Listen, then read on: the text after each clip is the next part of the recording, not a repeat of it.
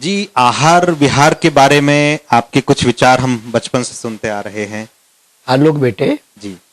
मैंने जो संतों से सुना है वही आपको बता दूंगा। वो मैंने अपने गृह में बांध रखी है वो बातें। आचार विचार तो बाद में है, पहले आहार है। आहार, आचार और विचार। कल ही मैंने अपने एक बेटे को ये सारी बातें कही, अब फिर दोहरा रहा हूं। आहार में हमें ये जानना चाहिए कि हम क्या खाते हैं। हम चूहा खाते हैं तो हम बिल्ली हैं, हम हिरण खाते हैं तो हम शेर हैं। You tell me what you eat and I will tell you what you are. तुम सांप खाते हो तो न्योला हो। प्रकृति ने हर एक का भोजन निश्चित किया हुआ है, हम उसको खाएं। हिरण खाना शेर का धर्म है, चूहा खाना बिल्ली का धर्म है। हा?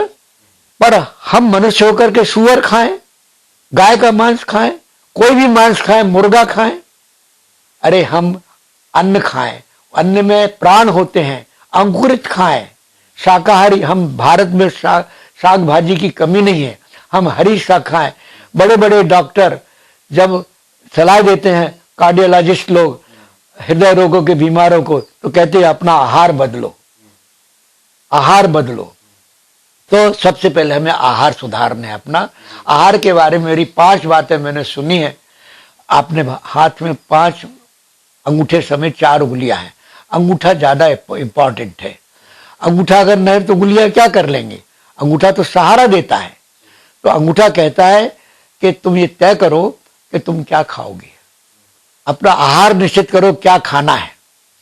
दूसरी उंगली कहती है कितना खाना है। अब गुलाब जामुन अच्छे लगे तो खाते ही मत जाओ, अच्छा लगा है, कड़ी बहुत अच्छी लगती है तो पीते ही मत जाओ। क्या खाना है पहला अंगूठा कहता है।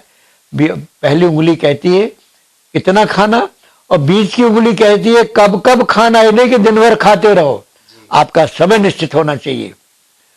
जैन मुनियों ने कहा कि शाम को 6:30 के पहले खा लो, क्योंकि बाद में खाओगे वो पचेगा नहीं। और आज के योगी भी यही कहते हैं कि हमारे डिनर में और हमारी नींद में 3-4 घंटे का फर्क होना चाहिए। तो शाम का खाना हमें 6:30-7 के पहले खा लेना चाहिए। तो ये तीसरी बात हो गई। पहली क्या खाना, दूसरी कितना खाना, तीसरी कब कब खाना, और चौथी है कैसे खाना। तो रोटी को हम खाते हैं नहीं, रोटी को पीना है। इतना चबाओ उसको, उसमें दाल को और सब्जी को मत मिलाओ, उसका द्रव आ जाएगा तो आपकी लार फिर कम बनेगी। जो सलाइवा है वही तो पचाता है खाने को। तो उसको इतना चबाओ कि वो पल्प हो जाए। उसके बाद में कटोरी से दाल लगा लो मुंह को, सब्जी को चम्मच से सब्जी मिला लो, स्वाद आ जाएगा, हरी सब्जी भी चली जाएगी, और उसको पी जाओ। रोटी को दाल को सब्जी को मिला के पी जाओ। और पानी को गट गट गट नहीं पीना है, उसको खाना है। बंगाली लोग कहते हैं चाय खोबेन, पानी को खाओ वो कहते हैं। यानी मुंह में पानी आने के बाद में उसको थोड़ा देर रहने दो, सलाइवा मिलने दो उसको, और उसके बाद धीरे धीरे एक एक घूंट पानी को खाओ। यह आहार के बारे में है। आचार के बारे में आप क्या करते हो? आपके सिद्धांत बहुत अच्छे हैं, बहुत बढ़िया हैं।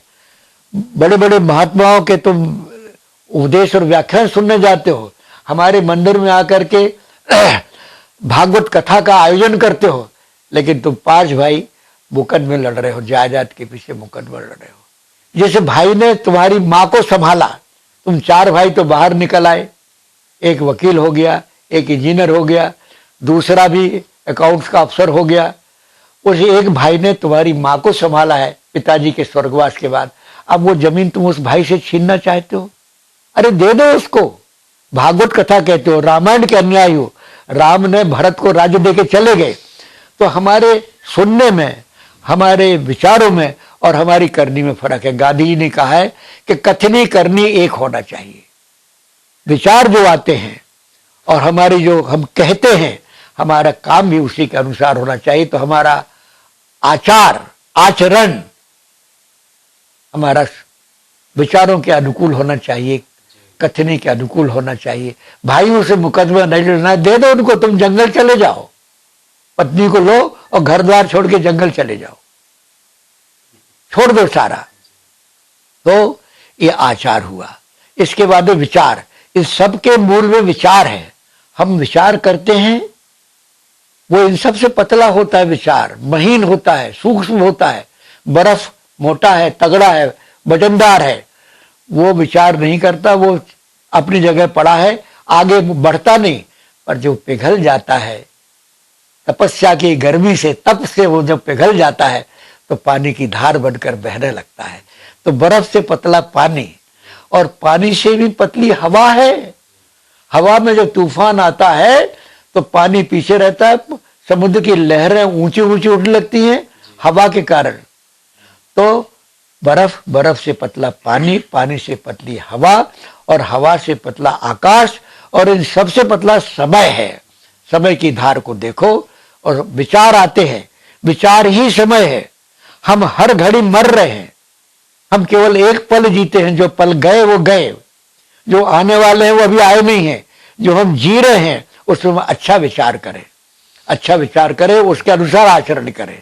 तो विचार प्रमुख है। हमारे मन में आया कि हम उसको जाके लाठी मार दें, और विचार नहीं उसको हम छोड़ा मार दें, विचार आया और हमारे हाथों ने हमारा कहना माना। अंदर से आत्मा की आवाज आई थी कि नहीं ऐसा मत करो, हमने अनसुनी कर दी, मन की बात मानी, और हमने उसके पेट में छुरा भोंक दिया, मर गया। पुलिस ने आके पकड़ लिया, अब हम जेल में पड़े हैं, फांसी का इंतजार कर रहे हैं। तो विचार हमको फांसी की ओर ले गए, पुलिस नहीं ले गई, विचार ले गया। विचार ने कहा दान दे दो, हमने दान दे दिया। विचार आया कि राजपाट छोड़ दो, राम ने छोड़ दिया, वन चले गए।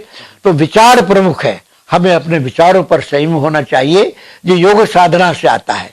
योग कर करके हमारा चित्त जब स्थिर हो जाता है, जब हम विचार शून्य हो जाते हैं, हमारे मन में लाखों विचार आते हैं, अच्छे आते हैं, बुरे आते हैं। एक योग में स्टेज आती है कि उसमें ना बुरे विचार आते हैं, ना अच्छे विचार आते हैं। विचार शून्य की स्थिति में पहुंच जाते हैं। We are moving towards the goal of nothingness. मृत्यु मैंने नथिंग, फिर विचार नहीं आएंगे, हम वहीं तो चल रहे हैं। जन्म के साथ ही हमारी मृत्यु की यात्रा शुरू हो गई है, और हम जा रहे हैं। और जो हृदय धड़क रहा है वो बाजे बज रहे हैं, जो हमें मरघट की ओर ले जा रहे हैं। वो बाजों की ध्वनि है, हमें ध्वनि वो ले जा रही है मरघट की ओर। तो जो हम मृत्यु के बाद में सारा छोड़ते हैं, हम जीवित में छोड़ना सीखें, ना त्याग करना सीखें। त्यागा शांति अनंतरम, गीता में भी है कि त्याग करोगे तो शांति मिलेगी। हम संग्रह करते हैं, परिग्रह करते हैं। जैन मुनियों का अपरिग्रह नहीं करते, देते नहीं है। तो विचार आना चाहिए। विचारों से परिग्रह आता है, विचारों से अपरिग्रह आता है, विचारों से हिंसा होती है, विचारों से अहिंसा होती है।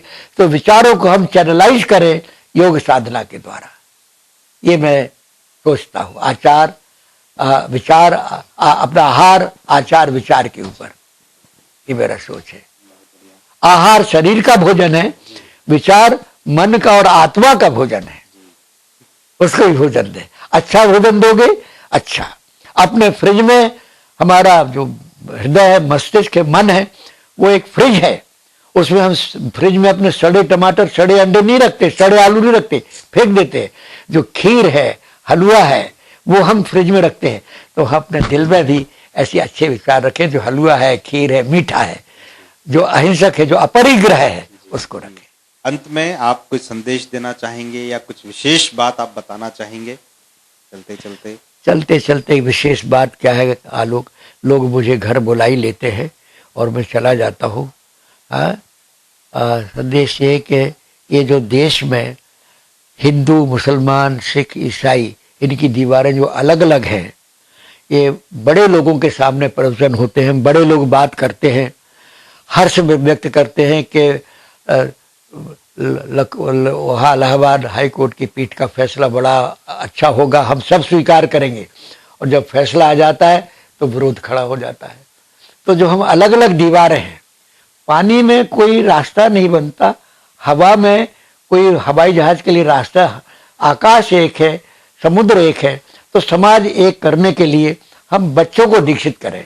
हमारे शरीर का खून खराब हो गया है, खून में डायलिसिस हम करते हैं, बाहर का खून डालते हैं। तो बच्चों का जो खून खराब नहीं हुआ है, उनको हम वो बातें बता दें कि उनका खून खराब ना हो, मिलकर रहे। हिंदू, मुसलमान, सिख, ईसाई अपने मंदिर में सब आते हैं, सबके लिए खुला है। बच्चों में भेद नहीं है, बच्चे ईश्वर का रूप है, उनकी आंखों में हमें परमात्मा के दर्शन होते हैं। तो हमने बच्चों का इसीलिए प्रयोग किया, इससे समाज सुधरेगा। और जो माता पिता है, जो बड़े लोग इस इंटरव्यू को सुन रहे होंगे, उनसे मेरी यही प्रार्थना है कि बच्चों पर वो अपने विचार ना ला दें। जो एक आर्टिस्ट है उसको इंजीनियर बनाने का स्वप्न ना सोचें, जो एक गायक है उसको व्यापारी ना बनाएं। वो जो बन रहा है उसको बनने दें, अंगूर को अंगूर रहने दें, गुलाब को गुलाब रहने दें, गेंदे को गेंदा रहने दें। उनको मारे नहीं, उनको पीटे नहीं, स्नेह से प्यार से उनका संवर्धन करें। अपने को माता पिता न समझकर अपन को माली समझें। भगवान ने पौधा दिया है, उसका हम संवर्धन करें, उसके अंदर खाद दें, भोजन दें, पानी दें, उस पौधे को बढ़ने दें। वो एक दिन वटवृक्ष बन करके संसार को छाया देगा। आपसे बात करके बहुत अच्छा लगा और हम सभी आपके दीर्घ जीवन की, स्वस्थ जीवन की कामना करते हैं। वंदे मातरम। वंदे मातरम आलोक, वंदे मातरम।